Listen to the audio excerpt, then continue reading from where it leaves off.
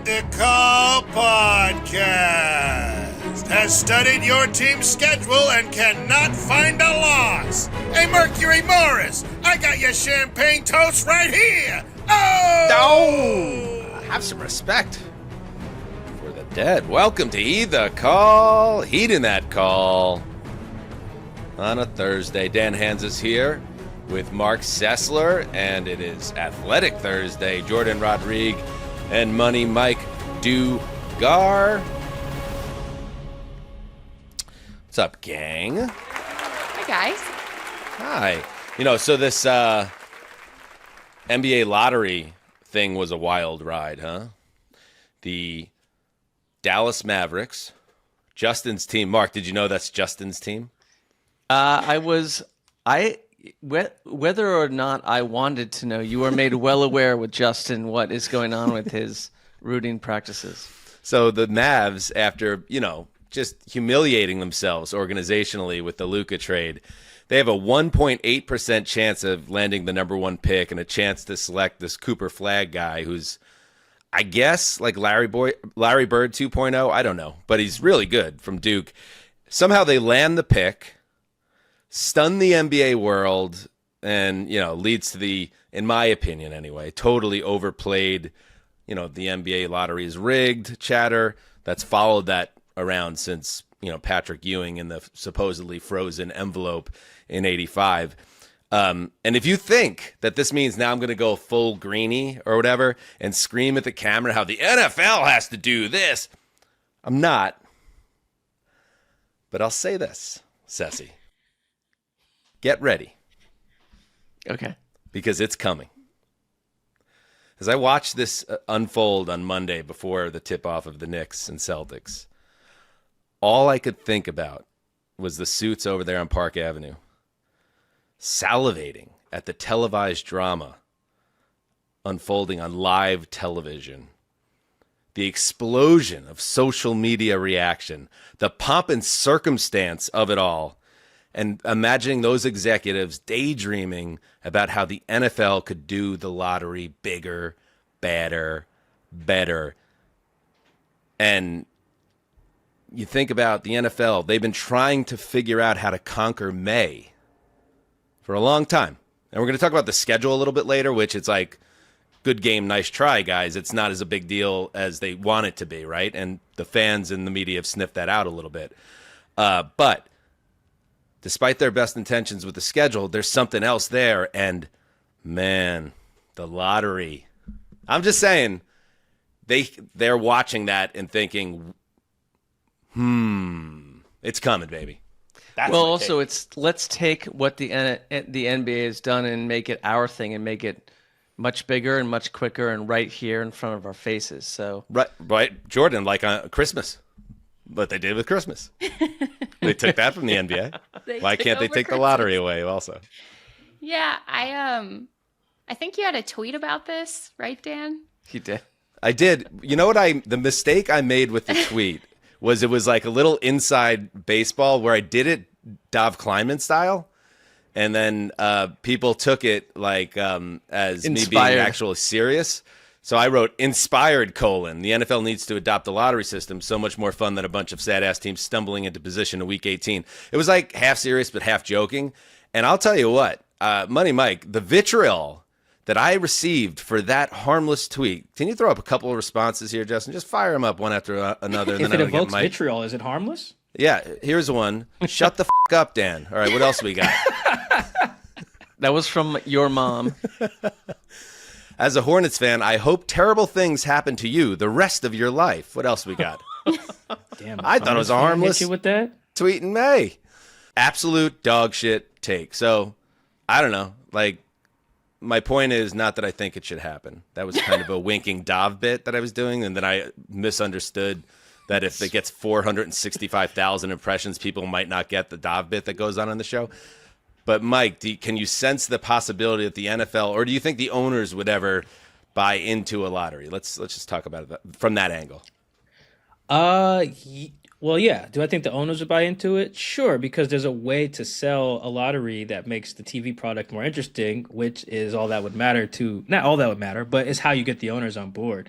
I think it's a bad idea. Well, also, I'm just like a draft abolitionist, I guess, so I don't even really like the idea of a draft, let alone a draft lottery. So I should throw that out there. That is my official take where I'm planting my flags. They should get rid of the draft altogether. But if you want to get owners involved, you just have it a way that makes money. Instead of like right now, the schedule's coming out. The NBA, I believe, has an entire 30-minute slot dedicated to ping pong balls in the draft lottery. So yeah, if you tell the NFL owners, yeah, you can make X amount of dollars with a lottery. Here you go. You'll at least get like half of them in there, because today is all about greed. Really, it is all about greed. It is. When you steal games on Christmas, when you teams play, what did they have to do? Three games in 10 days, I think it was, for all those teams to end up playing on Christmas on a freaking Wednesday, which is pretty nuts. Games on YouTube, games in Brazil. I think the Seahawks have a game that kicks off at 10 p.m. Eastern on ESPN Plus this year. Yeah, all that is about greed. Yeah, that's bad. So yeah, I think you can get them on board if you tell them there's dollar signs involved. And here's the other thing, Jourdan. I could picture these same executives smoking giant, comically oversized cigars in pinstripe suits, guffawing at the NBA like, you guys are doing this during essentially the pregame show of Knicks Celtics when you already have an audience? No. The NFL, they would have their own, it would be a standalone event. They would have events leading to the events. They'd have shows with discussing the announcements of who will be representing the teams. They'll figure out a way to turn it into a multi-week event. So just remember this show in about 3 or 4 years. That's this intro. That's all I'll say. Dan, I did not actually get that you were doing a bit. I knew the the caps letters and the colon was a bit. I guess maybe the NFL isn't as dominant as we think it is, because a lot of people didn't seem to get that it was a bit. I did not. I thought I knew the first part was. I thought you were serious in saying you do want that the NFL to adopt the lottery system. I just need clarity there. Clarity on it is that here's the exact happen, and I have receipts on text with Justin and Mark that I was watching this theater and enjoying it because it is really, really fun to watch it, because you could see these various team executives dying on screen and conversely, like, being filled with joy like you haven't seen. Like, they would be filled when they saw their child born, right? It's like that level, especially when there's a blue chip prospect of the highest order, like this flag guy appears to be. But I said, I'm not going to talk about this on the show and do that thing, because that feels like a Mike Greenberg thing. And then sure enough, like 12 hours later, there's like a clip of Mike Greenberg screaming in a $1 million studio about how this has to happen. So I while I recognize it'd be fun as a football fan, I'm not going to like say it has to be done. But I think there's something to be said about that Week 18 and just the grimness of it. And like things like how the Patriots dropped from 1 to 4 by winning a meaningless game against the Bills team that was resting starters, like taking that sad business of Week 18 and then turning it into like entertainment. Like, I could be talked into it. I will allow that.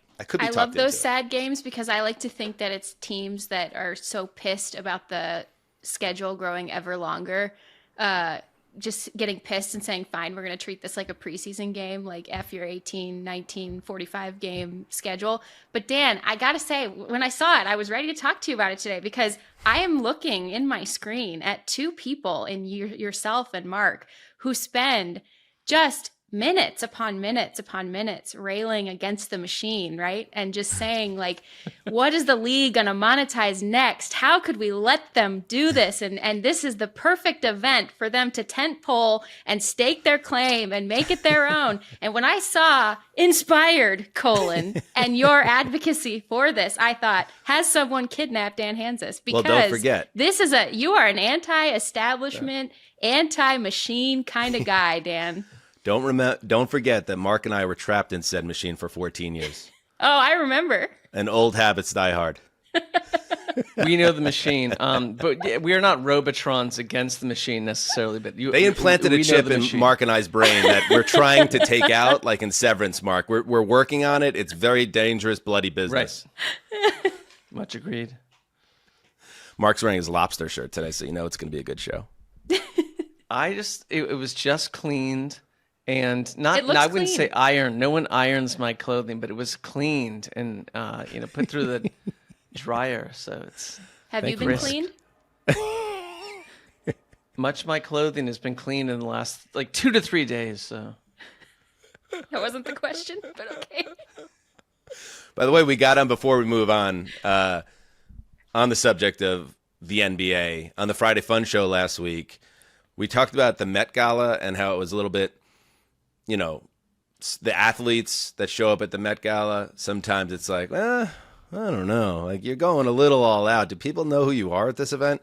And we pointed out Stephon Diggs, who showed up with a woolly mammoth's coat on at the Met. Then I saw this. Do you have this, Justin? So it was in the New York Post how Kylie, Kendall Jenner, Bad Bunny, and Timothy Chalamet score seats in Knicks' coveted celebrity row at MSG. And I thought they did Steph Diggs a little dirty in this article. If you scroll down a little bit, it then reads, B-list tends to be harder to get those tickets, the source said, noting Stephon Diggs as an example. The only reason why Stephon Diggs was sitting there was because he's dating Cardi B. Typically, he wouldn't be there unless he was with a bigger name, an insider says. All right, take it easy. I mean, why not just let Steph live, all right? That's He was pretty. being- he let him be fair A-list. to me. It seems fair to me. Am I wrong? It's fair. Is that though? For instance, someone sent me the picture of the Timothy dude with his 2 dates, and I texted him back. I said, "Who are these people?" I legitimately did not know. He was like, "Oh, Well, that's Kyle, Timothy it's Kylie." Chalamet is one of the biggest male actors in the entire country. Listen, Mike, I have no you're idea a who he was till 2 cinephile. days We gotta plug in on Chalamet. He's one of the great young actors of his generation. I wouldn't What is say he? he's. What is he in that I would have seen? I'll let Mark handle this. This is more his Well, bailiwick. he was in. For what would you have seen? He's in Dune. He's in multiple films. Willy Wonka. I also Dylan, am with you in the the Dylan sense film? that he's sort of a That child. one with Army Hammer. That's very iffy. They made another Willy Wonka. Justin would like that one. This did. this is one of what they Good would movie. call a movie star today. I'm not sure it is, but that's what they would call a movie star today. And he's dating one of those Jenner women. Right, Kylie Jenner. Yes. Which The I highest also level learned Jenner a couple woman. days ago. That's how I recognize her. Is that Yeah, I've inappropriate? seen none of Sorry. those. I'm aware of Dune. I'm aware of that. I'm aware Well. there's a second Dune as well. Yeah. Is there a third Dune as well? I'm No? sure it's coming. Yeah. Okay. I sure haven't it's coming. seen that. I did not know they made another Willy Wonka. Is it the same story? Just is it updated? I think, was it a reimagining, Mark, or was it I did just not a see straight that. up? I reading? think was that a was fun, a reimagining to some degree. It was a very silly retelling. It was definitely not the same story. It's about how Willy Wonka creates the chocolate factory. It's not about the golden Charlie ticket to and the Right, Charlie. because we and all needed that. that. We're moving the story forward, it sounds like, after sorry. 60 years. It was fun. If it's not Gene Wilder, it's crap, says man shaking hand to cloud. All right, Old before we get into the news and the schedule release, a quick reminder that the best way for you to support us and the show is to sign up and play on Underdog. Scan the QR code and get started today with the code HTC for our U.S. audience only. All right, let's hit some news. We got 10 seconds left. Who's Yes. going to win the Super Bowl this year? I'm going to say Buffalo finally wins it. Ooh! Cowboys. Oh, Come on. good boy. Yeah. Come on, Stray. That's over there right now. You know better than that. you Come two on, are the Troy. best. You know better than that. It is kind of funny that saying that the Cowboys are going to win the Super Bowl is basically on the level of just a big old joke now. It's the Dallas Cowboys. I do love that Joe Buck kept it real right away. Bills. Yeah. He's like within logic and reason. They you know? both have had some facial work done, I believe. Did they? Can you fly I that up would again? just- Let me take a look. Am I wrong? I think I believe Aikman's there's been some definitely work done on been under both the of these knife. individuals. They look like large women. at Troy this looks, point. you know what? He looks great. Troy looks great. He looks pretty smooth Yeah. for, in the face. Buck yeah. looks too smooth to me. think Buck- There's been some work done. I think here. Joe looks very good. I think he looks I think age Troy appropriate. looks weird. Yeah, something's looking different with Troy. Troy looks like, speaking of movie references, hey, remember that there's a really bad movie where The Rock has to go rescue the kid from like the jungle or what? I think it's The I Rundown. think that's every Rock movie. There's at the very end of the movie they eat this like fruit that makes you see like people's faces like blown up, kind of cartoonish. Yep. Yeah, it's like it's poisonous fruit or whatever. I think it was the very end of Jungle the Book movie. remake. I took my children to see that. Was film. it the same story, or did we move the story forward? No, I think it's called The Rundown. Anyway, that's what Troy's face looks like a blown up, like you're seeing a distorted, cartoonish version. I don't think that was the surgeon's intent, if indeed he did have. When is the Friday Fun Show labeled Mike Reviews Movies? I mean, we got to get it off the ground. I can do that. All right. Unless they got this Timothy guy in them, because apparently he's just not. I'm not his demo. Apparently, I really had no idea until he was about 2 days ago. Let's, if you're, listeners out there, hit up Money Mike with the best Chalamet movie. If you're like want to dip your toe in Chalamet Dune. Lake, let Money Mike know. All right, the schedule's out. It dropped on Wednesday evening. The opening game of the season, and it always features the defending Super Bowl champion. Well, still the Super Bowl champion, and then as soon as the ball is kicked off, they become the defending Super Bowl champion. So it features the Super Bowl champion Eagles hosting the Dallas Cowboys, the aforementioned Cowboys. And I know, Mark, people are going to immediately get fired up and be like, oh, that's a bad game. The Cowboys stink. Nah, give it to me. Call me a basic. I like it. Cowboys in primetime. Dak's back.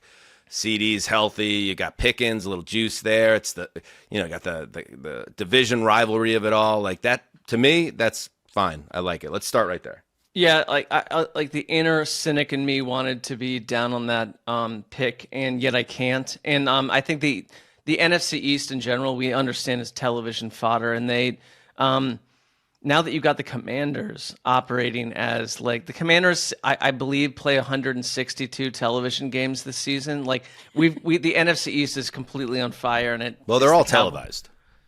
Well, but just that it feels like every You mean announcement island was games? like the Commanders are playing tonight. They're playing this evening. Like, of course they are. Isn't a game on YouTube? Is that technically televised? The one that's like streamed just on YouTube? now- Yes, I I think feel like it counts. they would say it is. I feel like it counts now. Yeah. And then the night after the opener, now as is customary, the first international game, we'll get to that in just a little bit. It's a Friday night game between the Chiefs at Chargers. And if there's any doubt, I feel like we're all in general agreement that it feels like the Detroit Lions are America's team in terms of who everyone seems to, if you had to pick one team to collectively root for, it's the Lions. The Chiefs are the team that is all over every high-profile spot, and they're playing against the Chargers in Brazil. Week 1 Sunday Night Football, Ravens at Bills. Like it. One critique here, J-Rod, and I've said this every year, these big-time conference matchups that have a very solid chance of deciding tiebreakers and who is hosting a playoff game, putting them on September 10th or whatever, I don't love it because the teams are still figuring shit out, and so it's a minor quibble, but I understand why you're going to be drawn to do that for week 1. So I can't really kill it. Yeah, I agree with you on that. I also think it's easier to do sometimes. Like you see with the NFC West, they backload a lot of even the seeing each other twice a year, they backload a lot of those games because they understand that the division is going to be just a race to the finish line a lot of years. Last year, not as much. But with this one, I think I can kind of see what they were doing. And in the past, with something like this, with two powerhouses who will be Super Bowl favorites entering the season, like building that like long, slow tension through the course of the season where you can't fully have your eye on the road ahead of you because you always got your eye on your opponent down the line and kind of how they're doing, which then leads to ultimately a higher payday or return on eyeballs or whatever, like once they finally get to the game that does decide more things. Return on eyeballs. That's a new one for me. Yeah, I kind of fumbled that one a little bit, I like it's a little too graphic. ROI, return on eyeballs. I got it. Literal eye. Yeah, exactly.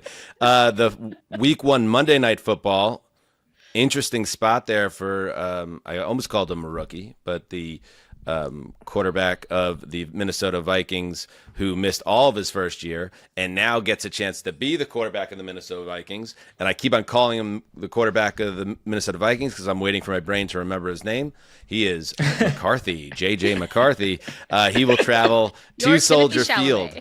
And Timothy Chalamet. He will travel to Soldier Field to face the Bears. And right there, Mike, that makes a lot of sense. Everyone is hyped up on the Bears product. So give him the Monday night primetime game and good luck, Chicago. I thought this should have been who did dang, now you're making me forget names. The Bears coach's name. He took a stab at, I believe, the Packers. Ben Johnson. Ben Johnson. Yes. Yeah. I believe he took a stab at the Packers, I think, in his intro. I promise the listener that we all cover football professionally. I promise you. There is just a lot of names and teams floating around. We inserted Cardi B and Stephon Diggs into it, so we're just adding more names. Yeah. Ben Johnson said, I enjoyed beating Green Bay twice a year. That's what you're referring to. Yeah, that would have been a no-brainer week 1 for me. If you're going to put them in that would probably be the change I'd make. I don't know when they do play. I'd have to look it up. But that'd be an obvious week 1, set it off. And Dan, I think it's funny you couldn't remember J.J. McCarthy's name as the quarterback of the Vikings. It will be a fun little subplot there as if he's not the quarterback. I thought you were teeing up one of your little pithy Sam Darnold digs. You're going, no, he's the guy that took the job of your hero. I can literally see you armor yourself against it in real time, Dan. A different Sam. The Vikings traded for Sam Howell to be their number 2 there. I mean, he probably would lose out against JJ because they wanted JJ to be the future or whatever, but you never know. You just roll the ball out in training camp and let them have at it. Are you being serious? Do you actually think this would be a competition? I'd be stunned if they let Darnold leave and then let Sam Howell beat out J.J. McCarthy. I think they're going to sink or swim with this kid at this point, but they probably should. But I'm inserting chaos into the discussion. All right, because I respect that. I would say J.J. has a similar body type to Timothée Chalamet. Is it Timothée? Yeah, because it's like a poem it's by Marc Timothy, Sessler. then E with there's a little apostrophe on top of one of the E's. I thought it was Timothy Chalamet. But Timothée if you look at the Chalamet? spelling, and there's a little apostrophe. Timothée Chalamet. Then it leaves me wondering how am I supposed to say it? Timothée, in an appropriate Timothée way. Chalamet. Is he I guess French? it sounds the same to me. Timothée No, the Chalamet. weirdest thing about Chalamet, Mike, is you're new to the Chalamet He's gang. a movie star. He is a legitimately Manhattan guy. He grew up in very working class. He grew up in not a project, but he grew up in a big, very modest, apartment building somewhere in a non-romantic area of New York City, as a massive Knicks fan, and that's why he's become the face. It's him. Spike Lee will always be the Knicks fan, but He doesn't strike you as a working class family type of individual. When your name is Timothée Chalamet, you would think he grew up. I don't Made know, for the stage. yeah, in somewhere off the the coast of France, but in reality, he was a regular New Yorker that has quite the life. I mean, he's very fascinating. His wiki page says that he grew up in a federally subsidized artist building in Manhattan Plaza in Hell's Kitchen. There you go. That's Well, right. so did I. So did Dan. And yes, he's French. I grew up in a coal probably is town, Mark. Timothée. Mark, you grew up in a leafy suburban dreamland in Connecticut. Let's not put us in the same category. I don't enjoy that. I grew up covered in soot. That was the air that I breathed in. Okay, I gave my father a hug at 5 a.m. when he went to the mines, and I always said goodbye to him, and it was more than just goodbye until dinner, because you never knew. Well, on speed dial, Justin dials up the pro Dan music there, but I don't agree with the commentary. How about I go there? Keith always came home. Danny, it was a tough one. Honest work. Oh, he's in Don't Look Up? I saw that. Oh my god. He's Yes, he awesome was. in Don't Look Up. He plays kind of the stoner dude. He's Wait, very which good. guy? Yeah, which guy is he He's in the Don't guy Look that's Up? with Jennifer Lawrence in that, the boyfriend of Jennifer Lawrence. And he plays a really good role in it. Okay, I gotta Our watch it. Dov wishes he could play. That Okay. was the one where the world's ending and no one wants to hear it, right? Sometimes we've gotten some tweets and messages, Mike, because you're a movie guy, But then sometimes like these things happen, To some and then degree, people are apparently. like, "Why is Mike saying he's a movie guy?" And then all the time you guys bring up movies, and he doesn't know characters and actors and films. Well, so It's there's like a how I don't know anything about gambling.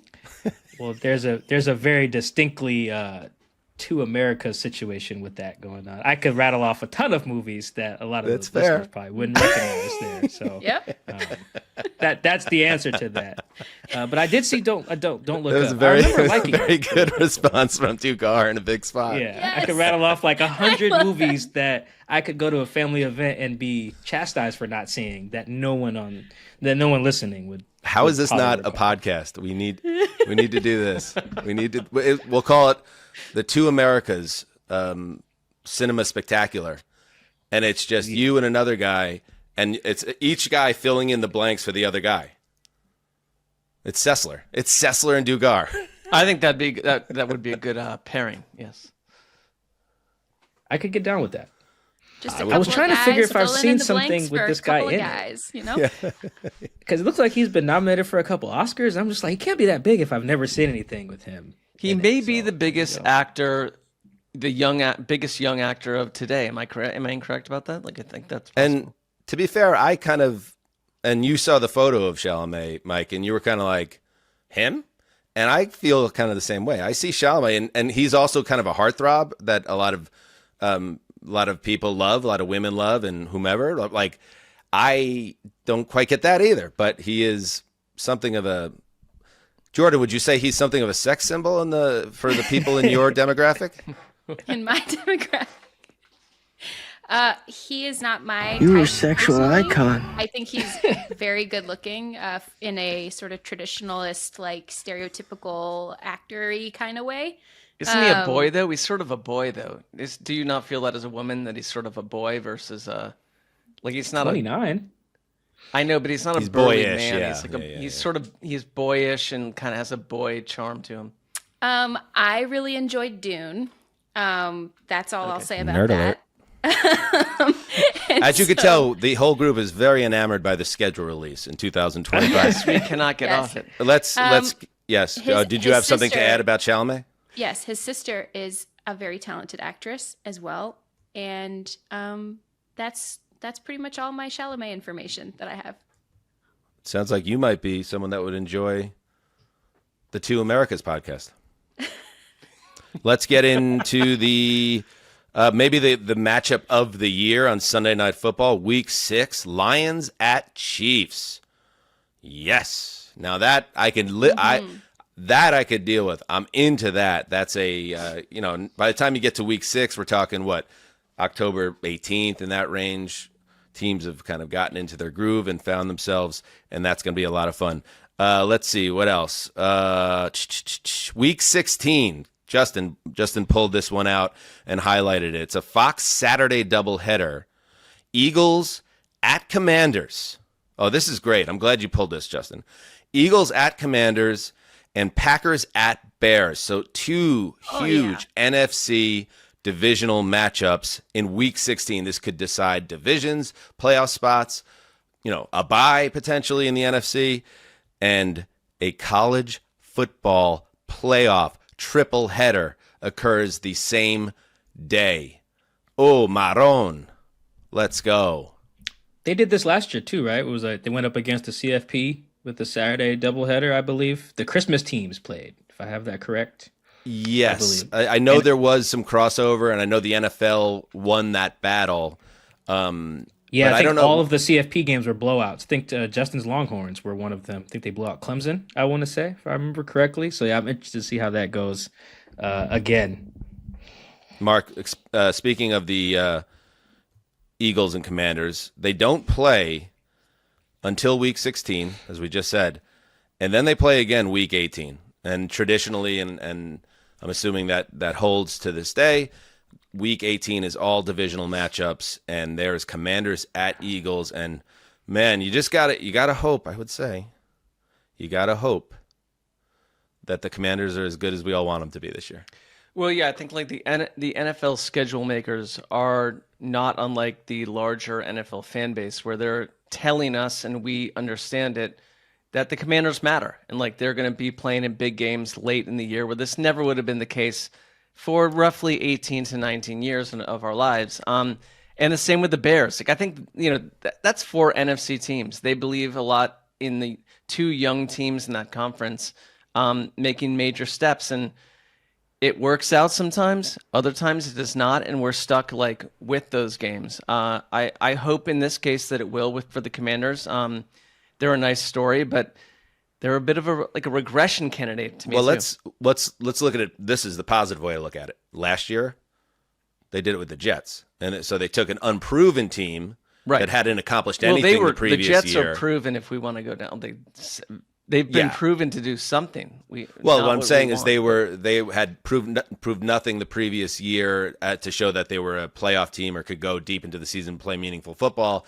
And then when that blew up with the Rodgers Achilles, they doubled down on it, and it blew up a second time. So sliding in the Commanders in for the Jets, that I think increases our chances of the team du jour being successful. But it doesn't mean that they're clear. I don't like the team that they suddenly give 7 primetime games to. Like it's usually like a disaster signal to me. Am I wrong? Like it seems like it's an overt emphasis of who they could be. Well, it's a lot of pressure, and I think it says a lot. Some of these island games, particularly what they've done with the Commanders, and then Mark, you mentioned the Bears too. It's a real nod at the sort of crowd swell behind the quarterbacks and finding the quarterbacks. And so as long as the quarterbacks of those teams, and especially with these 8 island games here with Washington, as long as Jaden Daniels stays healthy, then, offense is going to continue to draw eyes. It's going to continue to lead to exciting games. And I don't think that necessarily, they're going to go through some growing pains. Any team that sort of lit the league on fire like it did last year, there's a book on them now. You're going to figure out different ways to defend that offense, how to counterattack Jaden Daniels. But at the same time, this is, I think, a real nod and a sort of, once again, refocus of the league into its priority, which is the quarterback position. Let's see. The New York Giants. Now, there's a team that has not proven anything, but also is a New York market. The Jets, by the way, a ton of 1 p.m. games this year. They're back in their more familiar terrain. And I'm Safe telling zone. you, and I am telling you, I speak for all Jets fans, we're cool with it. Let us just figure our shit out. We don't need to. We've done it. We've been there, done that. Didn't work out. Let us go play at 10 a.m. on the West Coast for most of the season and see if we can play the guitar. The Giants have a tough first 3 weeks. When who has the toughest first opening salvo to their season? At Commanders, at Dallas, home Chiefs, and then they get Jackson Dart debut in week 4. Is that when we penciled in the Dart debut? Yeah, that was, I think. Yeah, it could be though. Jackson.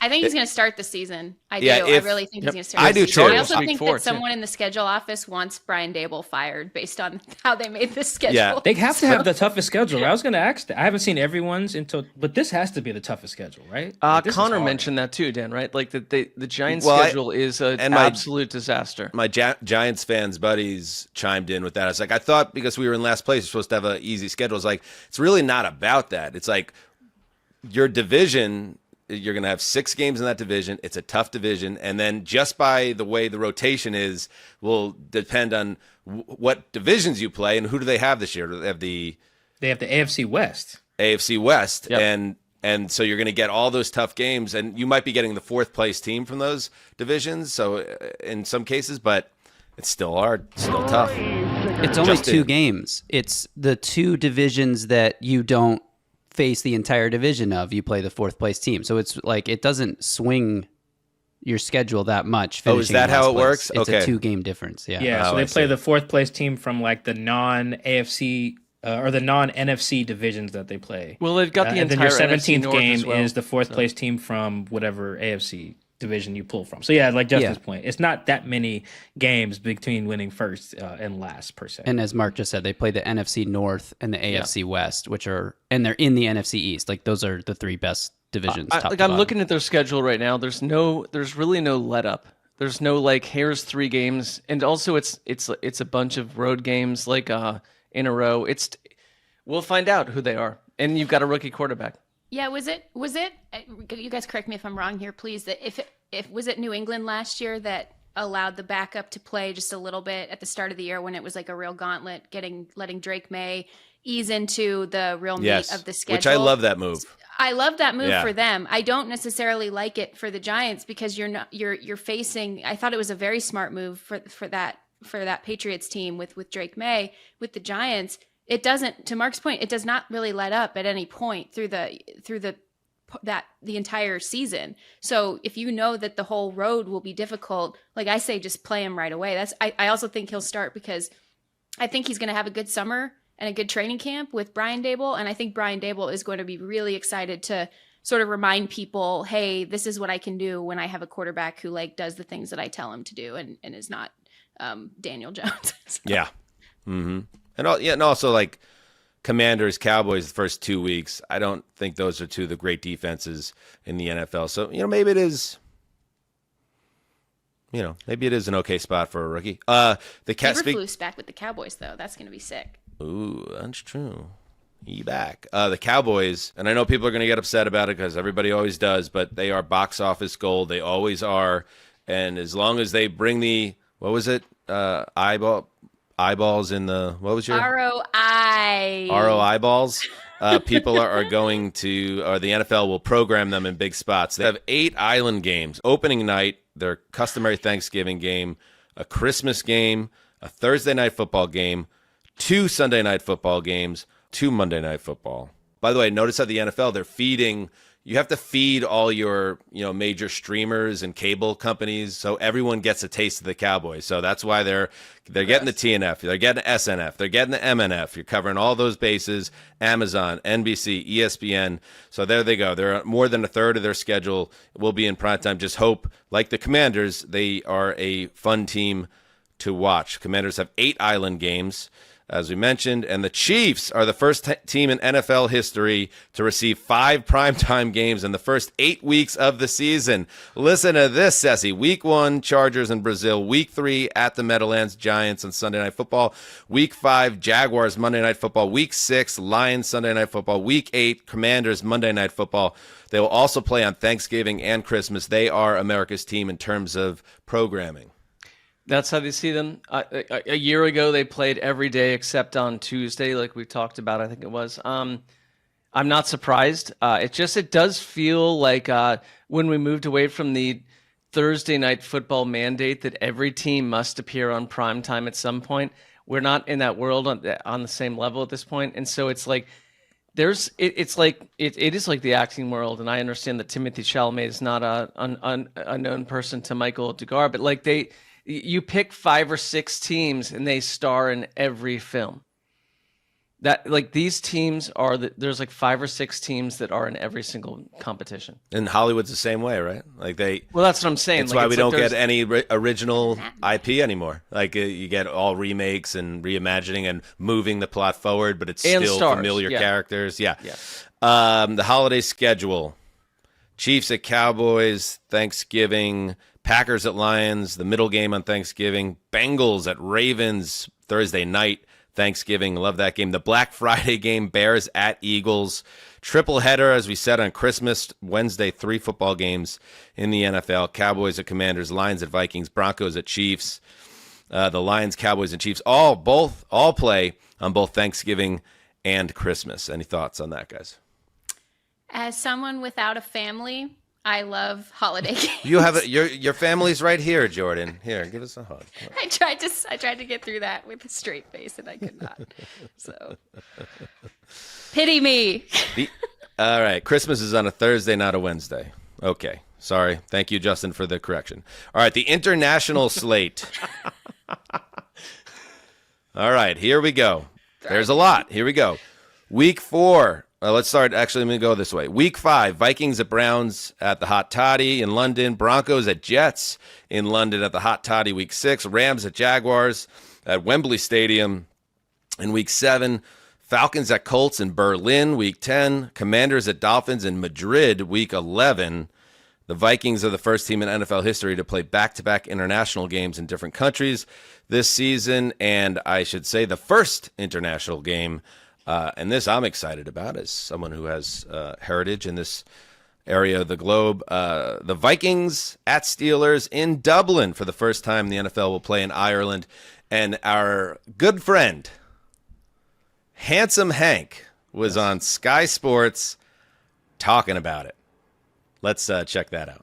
Yeah, this city, I think I've had the opportunity to experience sporting events here, and this city is really made as a host city for these type of events, exactly sort of compact enough that when people arrive here, fan bases of whatever sport it might be, you really feel that they've taken over the city. And I'm really excited about what we're going to see in that week leading up to September the 28th with fans of the Steelers, the Vikings, and just NFL fans, from the UK, from Europe and around the world coming here and getting an opportunity to experience the warm Irish welcome that Dublin's known for, but also, great sports and entertainment event. He will be commissioner within 12 years. If Henry's not commissioner, I riot. I think he has that in him. Wait, the Vikings are playing 2 games in 2 countries in 2 weeks?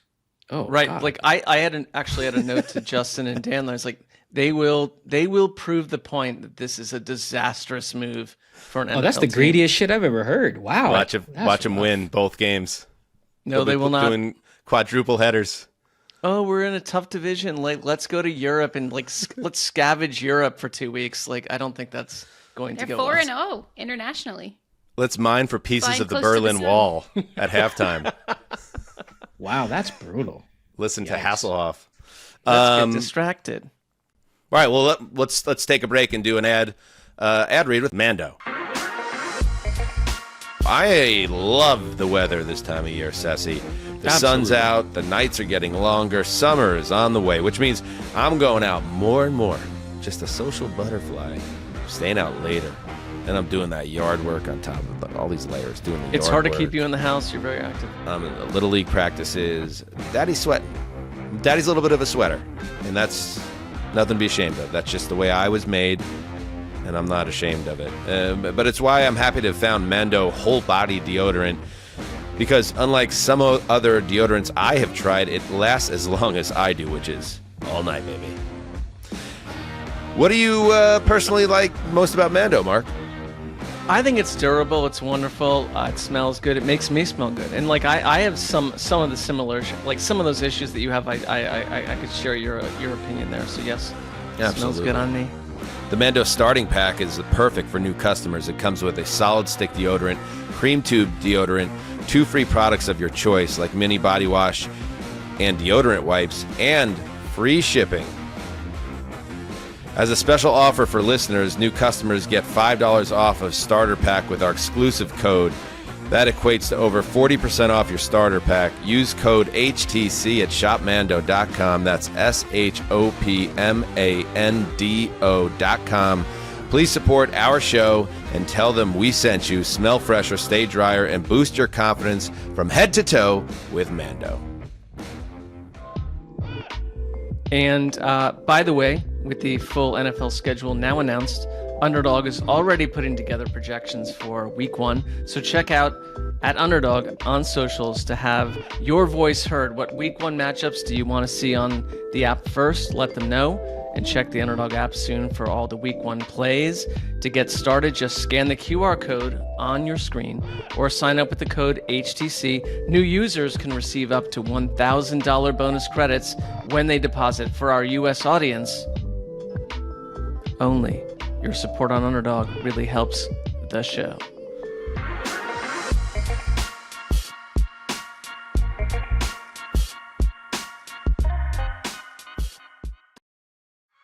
All right, some other NFL news before we say goodbye. Derrick Henry, contract extension. This from Schefter. Henry and the Ravens reached agreement Wednesday on a 2-year, $30 million extension that includes $25 million fully guaranteed over the next 2 seasons. It is the largest deal in NFL history for a running back over 30 years old.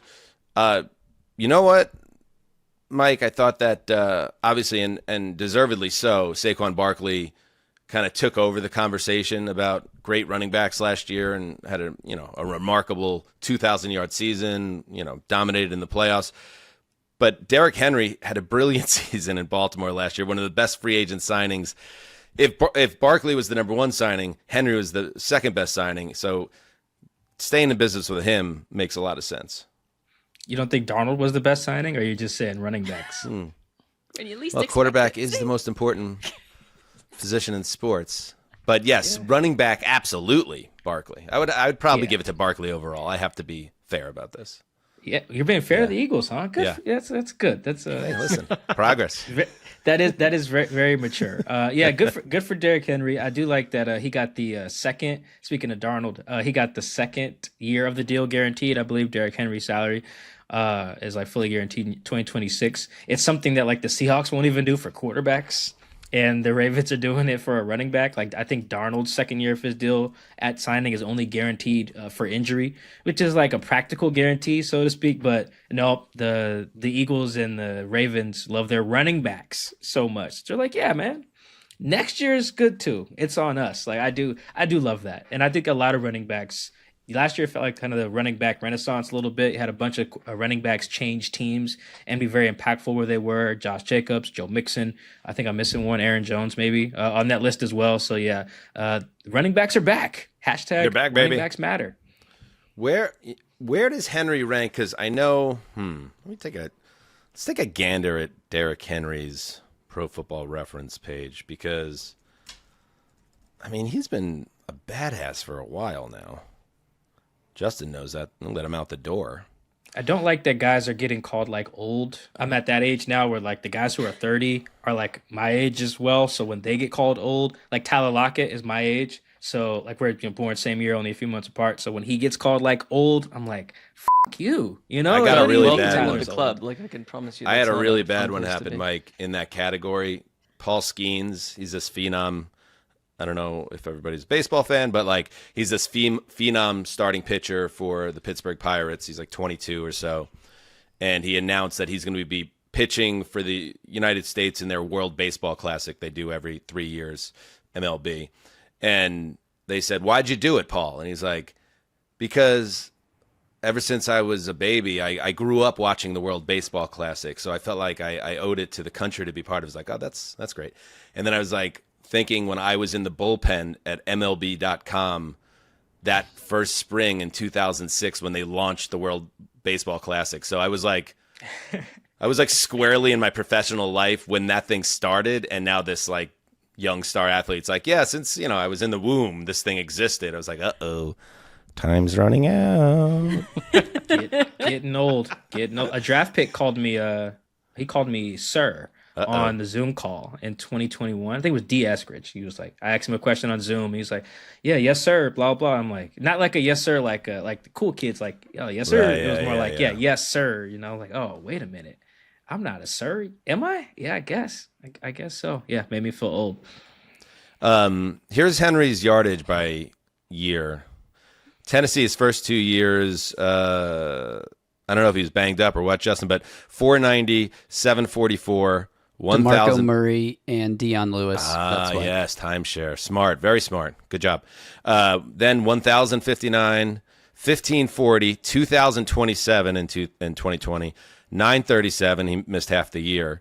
1,538, 1,167, 1,921, and 16 touchdowns as a 30-year-old running back with the Ravens last year. So he's at 11,423 yards. Mark, where do you think that puts him in the top running backs of all time in rushing yardage?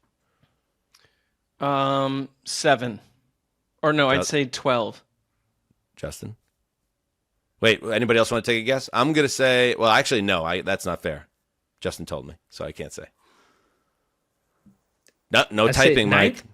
9. No, I'm not. I'm not gonna look it up because that sounds about the same number. Is that around Marshawn's number? It's kind of my point of reference there. It feels like. Let me see. I'll look up Marshall. Like now. all go time, actually. Like I keep wanting to go down the list. Like I'd say 14 if I could.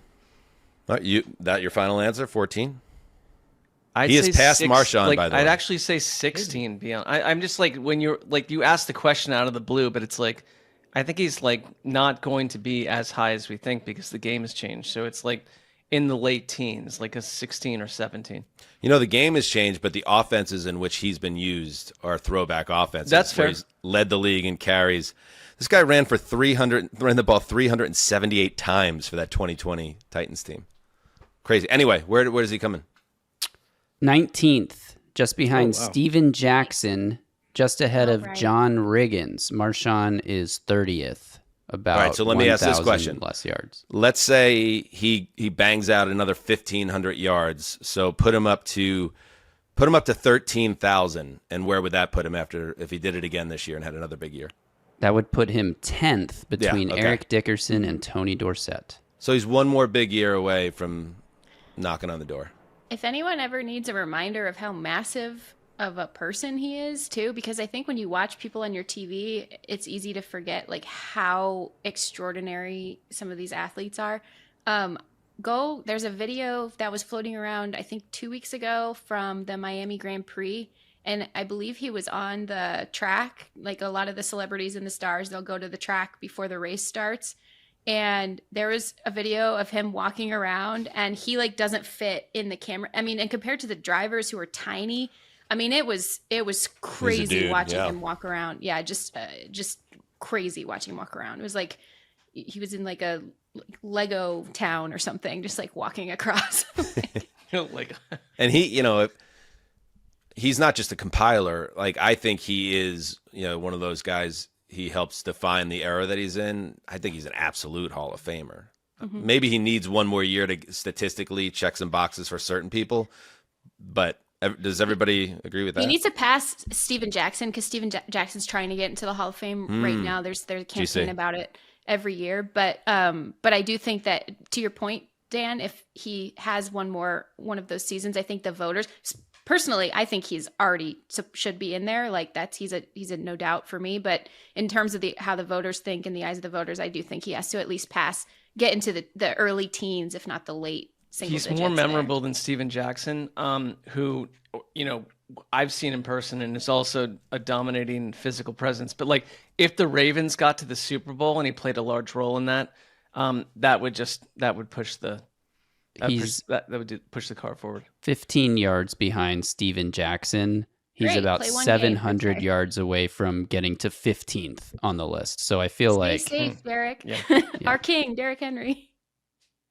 All right. Let's see. What else? Ooh, this is a toughie. Xavier Babadar, a.k.a. the Chiefsaholic, has been sentenced to 32 years in an Oklahoma state. Who is Chiefsaholic? Is that one of those like crazy mascot guys? Well, this was on Conor's radar. This is Conor's. Oh, no. Yeah. This is the guy who robbed banks to pay for his ability to go to expensive seat level Chiefs games for years and years. And he went to these banks and robbed them in this wolf costume that he then wore to all the Chiefs games. It's one of the most insane stories. Right? Not a great idea. Let's be honest. I want to, what? Sometimes I want to hear Conor takes. Can you get Conor on real quick? I want to hear his Chiefsaholic take. So anyway, he's been sentenced to 32 years in an Oklahoma State prison for armed robbery, assault while masked. Well, obviously masked. He's Chiefsaholic. Anyone whose like nickname ends in aholic is not probably doing kind things. And removing an ankle monitor. Can't take the ankle monitor off, bro. Rule number 1 of ankle monitors. This comes after he was sentenced to 17 and a half years in a federal prison last fall. That's a toughie. So, but can you just have somebody, I don't want to be cruel to Xavier because he's already up against it a little bit, but somebody could just take his costume, right? And to keep the continuity at the Arrowhead? I think so. That's what a costume does. It allows other people to play the role. Yeah, you know what, Dan? It would be like if you came to the next show in Mark's lobster shirt. Here we go. I would love it. Take us behind the process of the selection of the lobster shirt and where you got it from and how it became what it is. It's very simple. I had a massive mound of clothes that needed to be put through the laundry, and they were put through the laundry and the dryer, and I grabbed this after it was dried and it was crisp, and so I put it on. That's not the question that we asked. Like, how did you come into possession? What store did you buy it from? Like, what That I drew don't you recall. to It was years. Like that's from a different. Like I was a different person back then. I don't even know where. Like that's a hard question. That would take a different show. Imagine Jourdan being so evasive about a fucking shirt. Well, I'm not trying to be. Yeah.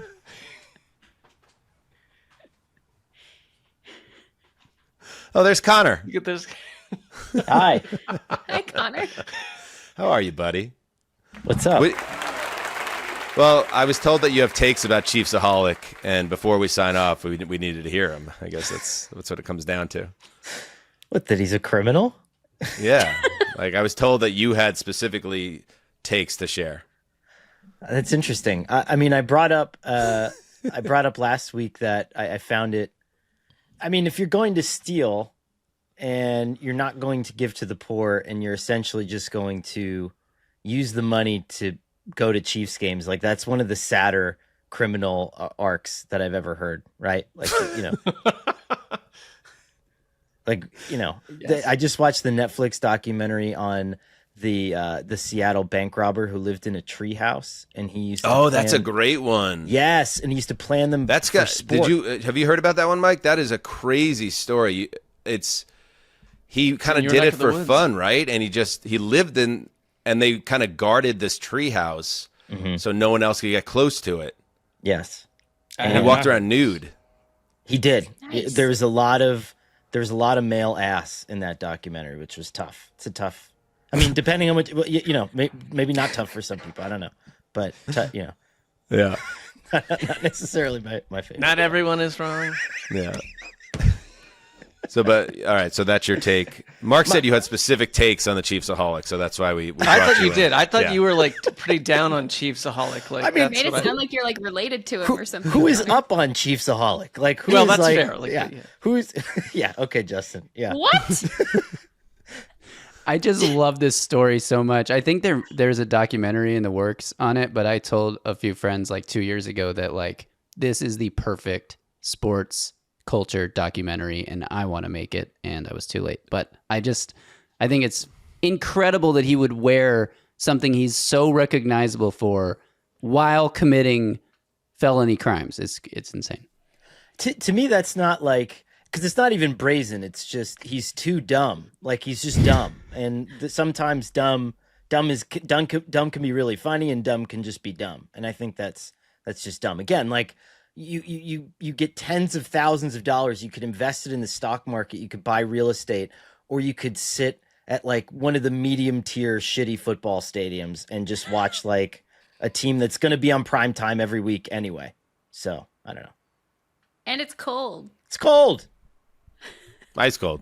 What was that? There was a playoff game where guys are just losing fingers and Didn't someone die? Can we put some roofs on buildings? It's 2025. I was in a line to get into I was like late one time. I was a beat writer. I was trying to get to the Chiefs game, and I was in line, and there was just three drunk people in the back of like a red pickup truck that were actively grilling with charcoal.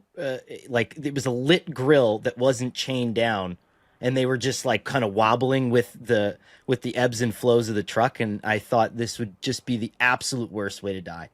And so that's kind of my take on Kansas City in general. But very good. I'm so glad you were able to jump on and I'm really sorry that I disappointed. No, I'm anything. Let's keep you on for our last item. That John Madden and Al Davis are major characters in I guess it's a biopic called Madden, and it is Christian Bale as Al Davis and Nick Cage as John Madden. And this via Deadline Hollywood. Here's the first image. Check it out on YouTube. I give the Christian Bale, and by the way, Bale, tremendous actor, and I could see him disappearing in the role of Al Davis. I am all in on Christian Bale as Al Davis. Nicolas Cage, I don't know, man. Are we're gonna trust Nick with this part? I know Nick. Opinions vary on Nick, but like he looks good in this. Come on.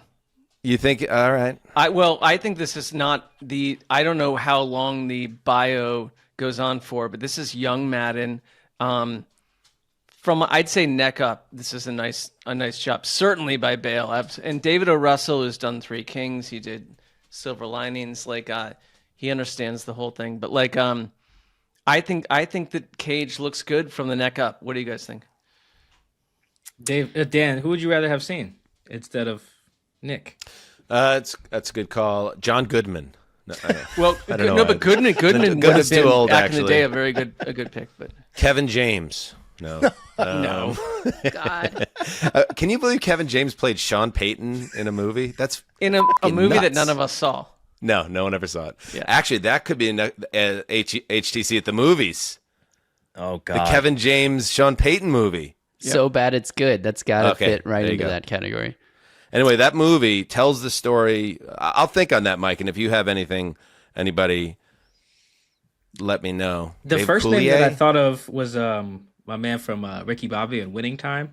I know. Oh, yes, that's a good one. John, it's John, right? John C. Reilly. John C. Reilly. Mm-hmm. Yes, he was the first person. I like that one. That's a good That's one. good. For the Madden character. I thought you were going Will Ferrell. I'm like, Ferrell? No, no. But no, I could, no. you know. No. John, yeah. Because he was killing Chalamet, it in maybe? Time. Maybe we just age him up, put him in we some don't go latex. Chalamet. What was John Madden ever? Put him in a 78 fat suit? pounds, you know? The film tells the story of the legendary football coach's journey from his Super Bowl winning days with the Oakland Raiders to becoming a sports broadcasting icon and the face of the Madden NFL video game series. All right, I'll watch that. Just leave Bale alone. That's kind of my thing, you know? In what sense? Because I think it's like let Bale cook, and I think he will. And I think he will. It's just that Dark Knight was so, like the Dark Knight trilogy was so special to me that now this is crossing over into work, and it's just it's something that I'm not prepared to deal with. So, like Bale is sort of mine to enjoy away from the NFL, which is creeping into like Hallmark and every other aspect of what I enjoy away from the field. And so there's some complicated feelings here for me for sure. Captain's trying to get in on the mix right now. Captain, all right, Captain's telling me the show needs to end. My dog is jumping. He never does this, but he's pretty amped up right now. All I can think about is the Declaration of Independence, but with squiggly yellow lines all over it.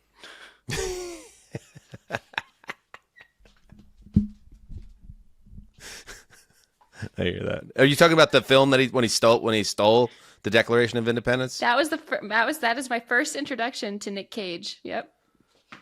Yeah. What was that one called? The Treasure? Hidden Treasure? National Treasure. National But Treasure. but he's been in some really good, actually some critically lauded indie stuff or indie-ish stuff recently, and he kind of goes method. And if you saw Christian Bale in The Big Short, like I loved the Dark Knight trilogy, but when Christian Bale was in The Big Short, just take the ball, Dan. Jesus Christ. What he does is he jumps up and then he pulls it away. I'm trying. Let Captain sit in the chair. We need to see him. All right. Oh my God. Okay. Look at this sweet boy. Let me know if you guys agree with this. I told Dan one time that it looks like Captain is a character in a Wes Anderson film. He really like is. Fantastic I Mr. can so Fox. see that. Yes, Right? I agree. Yep. Right? Yep. He's never been up here, as you could tell. He's really freaked out by what's He happening. got camera shy. Hi, buddy. All right, good stuff. Save the National Treasure talk for our next show, which will be on Tuesday morning. Make sure you're there for it. We'll also have the Friday Fun Show this week, so check that out. I believe there's a new Rolling Thunder on the horizon on the Patreon. Check that out.